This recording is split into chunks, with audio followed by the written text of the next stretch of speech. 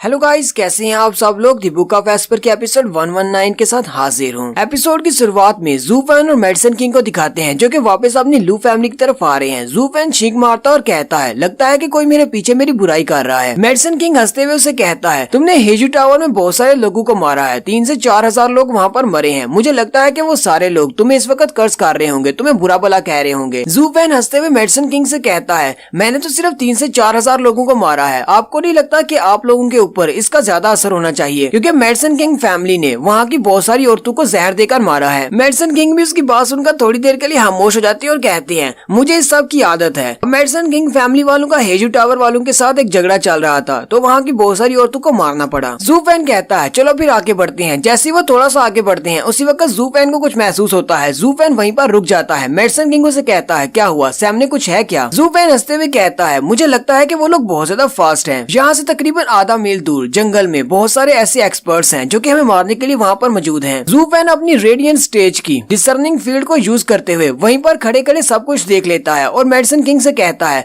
2 लोग वहाँ पर हैं वेस्ट की तरफ, वो लोग बहुत ज्यादा स्ट्रॉन्ग हैं। उनके ऑरा को जज करते हुए मैं इतना तो कह सकता हूँ कि वो लोग जोमिंग वैली से हैं, जबकि 2 लोग ईस्ट की तरफ हैं और वो बहुत ज्यादा फास्ट हैं। उनकी स्पीड को देखकर लगता है कि वो लोग कोही फॉरेस्ट से हैं और 2 लोग नॉर्थ की तरफ हैं और वो बहुत ज्यादा स्ट्रॉन्ग हैं। उनकी बॉडी कल्टीवेशन की टेक्निक को देखकर तो लगता है कि वो लोग रीजन स्टेट से यहाँ पर आए हैं। यहाँ पर टोटल 6 एक्सपर्ट्स हैं और वो सारे के सारे हेवनली परफाउंड राम की 5th लेयर पर हैं। मेडिसन किंग ज़ू फैन की बात सुनने के बाद हंसना शुरू कर देते हैं और कहते हैं, बटलर ज़ू फैन, तुम तो वाकई में बहुत ज्यादा अमेजिंग हो। अपनी रेडियंट स्टेज की तुमने एबिलिटी को यूज करते हुए यहीं पर खड़े खड़े पता लगा लिया कि सामने कुछ लोग हैं जो कि हमें मारने के लिए खड़े हैं। अब जबकि हमें पता है कि वहाँ पर 6 एक्सपर्ट हैं जो हमें मार सकते हैं, हम लोग इस रास्ते से क्यों जाएंगे, हम लोग दूसरे रास्ते से चले जाते हैं। वो लोग बस वहीं पर बैठकर हमारा इंतजार करते रह जाएंगे। ज़ू फैन हंसते हुए कहता है, तुम्हें किसने कहा कि हम लोग अपना रास्ता बदली करेंगे, हम लोग उन्हें अवॉइड नहीं करने वाले, जबकि हम लोग उन सबको मार सकते हैं। तो क्या कहते हो मेडिसन किंग, अब जबकि वो सब लोग यहाँ पर हैं तो क्यों ना उन सबको मार दिया जाए। मेडिसन किंग उसे कहती हैं, तुम ऐसा नहीं कर सकते, तुम उनके साथ डायरेक्टली जाकर फाइट नहीं कर सकते, वो सब लोग यहाँ पर तैयारी करके आए हैं। लास्ट टाइम ये बात ठीक है कि तुमने हमारे साथ फाइट की थी 100 पील फेस्टिवल में, तुमने 4 एल्डर्स के साथ एक साथ फाइट की। वहाँ पर हम चारों ही ये बात नहीं जानते थे कि तुम कितने ज्यादा स्ट्रॉन्ग हो, और हम चारों के अंदर कोई भी कोऑर्डिनेशन नहीं थी क्योंकि हम चारों अलग अलग फैमिली से थे। यहाँ पर क्योंकि ये सारे तुम पर अटैक करने के लिए आए हैं, इन सभी के दरमियान में एक कोऑर्डिनेशन होगी, ये सभी लोग मिलकर अटैक करेंगे। अब जबकि 7 बड़ी फैमिलीज ने 2-2 के जोड़ों में जहाँ पर लोगों को भेजा है, वो सारे आपस में कोऑपरेट कर सकते हैं और उनके पास सारी इन्फॉर्मेशन भी है कि तुम कितने ज्यादा स्ट्रॉन्ग हो। अगर तुम दोबारा से बस्टिंग पिल को खा भी लेते हो तो उससे क्या होगा, थोड़ी देर तक तुम इनसे फाइट करोगे और जैसे ही तुम्हारी पावर खत्म हो जाएगी, ये सारे लोग मिलकर तुम्हें मार डालेंगे। ज़ू फैन उसकी बातें सुनने के बाद कहता है, ये तो वाकई में अब मेरी फैमिली का हिस्सा बन चुका है, इसे वाकई में मेरी फिक्र है। ज़ू फैन मेडिसन किंग से कहता है, तब जब मैंने वहाँ पर फाइट की थी तब मैं अकेला था, लेकिन अब तो तुम मेरे साथ हो, तुम भी एक प्रोफाउंड राम के 6 लेयर के मास्टर हो। मेडिसन किंग उसे कहते हैं, मेरे यहाँ पर होने या ना होने से कोई फर्क नहीं पड़ता, क्योंकि ये सारे लोग मेरे 7 कलर वाले पॉइजन से डरते हैं। अगर मैं अपने 7 कलर वाले पॉइजन से किसी एक पर अटैक कर भी देता हूँ तो बाकी 5 बच जाएंगे और वो 5 आगे बढ़कर मुझ पर अटैक करेंगे। एक बार वो सब मिलकर मुझे मार डालें, उसके बाद वो पिल किंग हॉल में जाएंगे और वहाँ से जाकर एंटीडोट ले लेंगे। इस तरह मेरे यहाँ पर होने का तुम्हें कोई भी फायदा नहीं होगा। मुझे लगता है कि जब तुमने मेरे डिसाइपल जूलियन के साथ फाइट की थी तब तुम भी यही सोच रहे थे कि तुम मेरे स्टूडेंट को मार दोगे और उसके बाद मेडिसन किंग फैमिली में जाकर अपने लिए एंटीडोट ले लोगे। ज़ू फैन कहता है, तुम्हें सिर्फ एक को पॉइजन नहीं देना, अगर तुम 6 के 6 को पॉइजन दे दो तो उसके बाद क्या होगा, कोई भी तुम्हारे साथ फाइट नहीं कर पाएगा, वो सारे तुम्हारे सामने झुक जाएंगे। मेडिसन किंग उसे कहता है, लेकिन ऐसा कैसे हो सकता है, वो सारे ही हेवनली परफाउंड राम के मास्टर हैं, वो सारे लोग इतने बेवकूफ तो नहीं है कि मेरे सामने आकर खड़े हो जाएं और मुझे कहें कि अपने 7 कलर वाले पॉइजन से हमें इन्फेक्टेड कर दो। और ऊपर से वो सारे ही परफाउंड राम के मास्टर हैं, हम लोग जैसे ही उनके करीब पहुंचेंगे उन्हें पता चल जाएगा कि यहाँ पर कोई उनके करीब पहुंच गया है। लोग हमारी पावर्स को सेंस कर सकते हैं, इसलिए मुझे नहीं लगता कि तुम्हारा ये वाला आइडिया कोई अच्छा आइडिया है। हम सब लोग बस यहाँ से बचकर निकल जाते हैं, जबकि हमें पता है कि हमें मारने के लिए सामने कुछ लोग खड़े हैं, उनके साथ फाइट करने की क्या जरूरत है। ज़ू फैन मेडिसन किंग से कहता है, तुमने कहा कि वो लोग हमें देख लेंगे कि हम लोग उन पर अटैक करने के लिए आ रहे हैं, और अगर ऐसा हो कि वो हमें देख ही ना पाए, ना ही हमें महसूस कर पाए, तो फिर कैसा रहेगा। ज़ू फैन अपने पास एक पिल निकालता है और मेडिसन किंग को दे देता है। ज़ू फैन कहता है, ये एक फर्स्ट ग्रेड की पिल है, ये हमारी एनर्जी को कंसील कर सकती है, किसी को भी पता नहीं चलेगा कि हम लोग यहाँ पर हैं। और साथ ही ज़ू फैन अपनी उस पिल को खा लेता है। मेडिसन किंग भी ये देखकर बहुत ज्यादा हैरान हो जाते हैं और कहते हैं, मुझे तो तुम्हारी एनर्जी बिल्कुल भी महसूस नहीं हो रही, तुम कहाँ पर चले गए हो। ज़ू फैन कहता है, पूरे 1 दिन के लिए तुम्हारे इस पिल को खा लेने के बाद कोई भी तुम्हें महसूस नहीं कर पाएगा, जब तक कि तुम्हें वो अपनी आंखों से नहीं देख लेता, तब तक तुम्हें कोई भी नहीं ढूंढ पाएगा। या फिर कोई अपनी रेडियंट स्टेज की एबिलिटी को यूज करे, तब वो तुम्हारी हमारी एनर्जी को महसूस कर पाएगा। जू फैन उसके पीछे खड़ा होता है। मेडिसिन किंग जल्दी से पीछे की तरफ घूमता है और कहता है, इस तरह की फर्स्ट ग्रेड की पिल जो कि हमारी एनर्जी को कंसील कर सकती है। मैं एक एल्केमिस्ट हूँ, लेकिन मैंने इसके बारे में कभी क्यों नहीं सुना। जू फैन उसे कहता है, ये एक एंशिएंट पिल रेसिपी है, तुम इसके बारे में कैसे जान सकते हो? तुम्हें तो एंशिएंट रेसिपी आती ही नहीं। जू फैन कहता है, लेकिन तुम्हें परेशान होने की जरूरत नहीं, ये सारी पिल्स बनाना मैं तुम्हें सिखाऊंगा, क्योंकि मैंने तुम्हें अपने लू फैमिली का एल्केमिस्ट बनाया है। इसलिए मैं चाहता हूँ कि तुम फ्यूचर में पिल्स बनाने में मेरा साथ दो। हम दोनों मिलकर पिल्स बनाया करेंगे और तुम्हें भी बहुत कुछ सीखने को मिलेगा। और वैसे भी ये एनर्जी कंसीलिंग वाली पिल ये हमारे लिए बहुत ज्यादा काम आने वाली है। फ्यूचर में अगर तुम इसको बनाना सीख लेते हो तो तुम्हारे लिए ये बहुत ही काम आएगा। ये बहुत ज्यादा अच्छी है। फिर जू फैन आगे बढ़ जाता है और कहता है, जल्दी से अपनी पिल को खा लो। हम इन सब के साथ निमटते हैं और उसके बाद बात करते हैं कि आगे क्या करना है। जू फैन के जाने के बाद मेडिसिन किंग हंसना शुरू कर देते हैं और कहते हैं, इस लड़के को फॉलो करने का फैसला करके मैंने अपनी जिंदगी का सबसे बेस्ट फैसला किया है। ये लड़का तो वाकई में एल्केमी का ग्रैंड मास्टर है। मैं इससे बहुत कुछ सीख सकता हूँ। सबसे पहले कोही फॉरेस्ट के दो मास्टर्स को दिखाया जाता है जो कि एक दरख्त के ऊपर बैठे होते हैं। उसी वक्त उन्हें हवा चलने की आवाज आती है। वो कहते हैं, लगता है कि जू फैन है। नहीं, दूसरा वाला कहता है हवा है। थर्ड एल्डर उसे कहते हैं, हम कितने ही दिनों से यहाँ पर गात लगाकर बैठे हुए हैं, लेकिन वो लड़का यहाँ पर नहीं आ रहा। कहीं वो लड़का यहाँ से पहले से तो नहीं गुजर गया, हमें वो दिखाई न दिया हो। ऐसा हो सकता है क्या? दूसरे वाला कहता है, नहीं ऐसा नहीं हो सकता,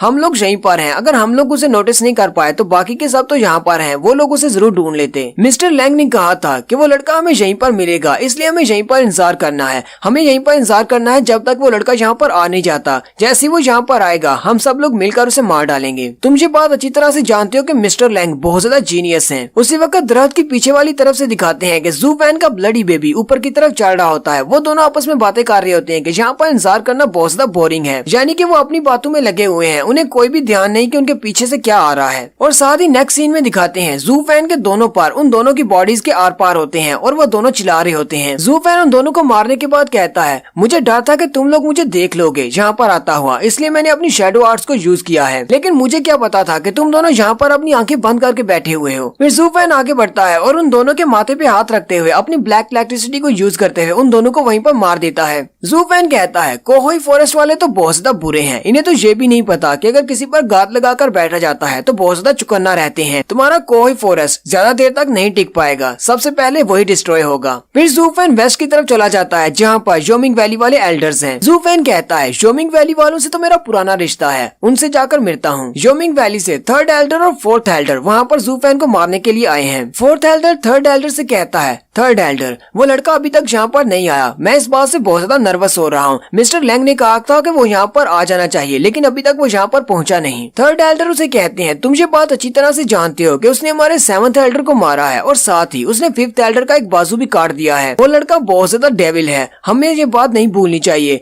ऐसे वो लड़का यहाँ पर आएगा, उसके साथ डील करना काफी ज्यादा मुश्किल हो सकता है, इसलिए चुकन्ने रहो। हालांकि वो लड़का अपनी बोन टेम्परिंग राम की सेकंड स्टेज पर है, लेकिन फिर भी वो लड़का बहुत ज्यादा स्ट्रॉन्ग है। जैसे वो लड़का यहाँ पर आएगा हम दोनों मिलकर उस पर अटैक करेंगे। कहीं ऐसा न हो कि हमारा हाल भी फिफ्थ एल्डर के जैसा हो जाए और हम लोग भी सारी जिंदगी के लिए अपाहिज हो जाएं। फोर्थ एल्डर उसे कहते हैं, आपको परेशान होने की जरूरत नहीं, मैं उस लड़के को यही मानकर चल रहा हूँ कि वो एक ह्यूमनली परफॉर्म्ड राम का एक्सपर्ट मास्टर है। मैं उसे बिल्कुल भी कमजोर नहीं समझ रहा। जू फैन भी वहीं एक दरख्त के पीछे छुपा होता है और कहता है, ये दोनों बूढ़े तो बहुत ज्यादा कॉशियस हैं, इन दोनों पर कैसे अटैक किया जाए। जू फैन कहता है, ये दोनों ही ह्यूमनली परफॉर्म्ड राम के एक्सपर्ट्स हैं, मुझे इन दोनों के साथ एक साथ निमटना होगा। मुझे लगता है कि ये दोनों ही फिफ्थ एल्डर से ज्यादा स्ट्रॉन्ग हैं। उसी वक्त नॉर्थ की तरफ से 7 कलर पॉइजन का एक बड़ा सा धमाका होता है। वो दोनों एल्डर्स उस तरफ देखते हैं और कहते हैं, ये क्या है? ये तो 7 कलर वाला पॉइजन है। थर्ड एल्डर कहते हैं, ये पिल किंग हाल वाले यहाँ पर क्या कर रहे हैं? मुझे तो लगा था कि मिस्टर लैंग ने पिल किंग हाल वालों को इस सारे प्लान में शामिल नहीं किया। फोर्थ एल्डर हंसना शुरू कर देते हैं और कहते हैं,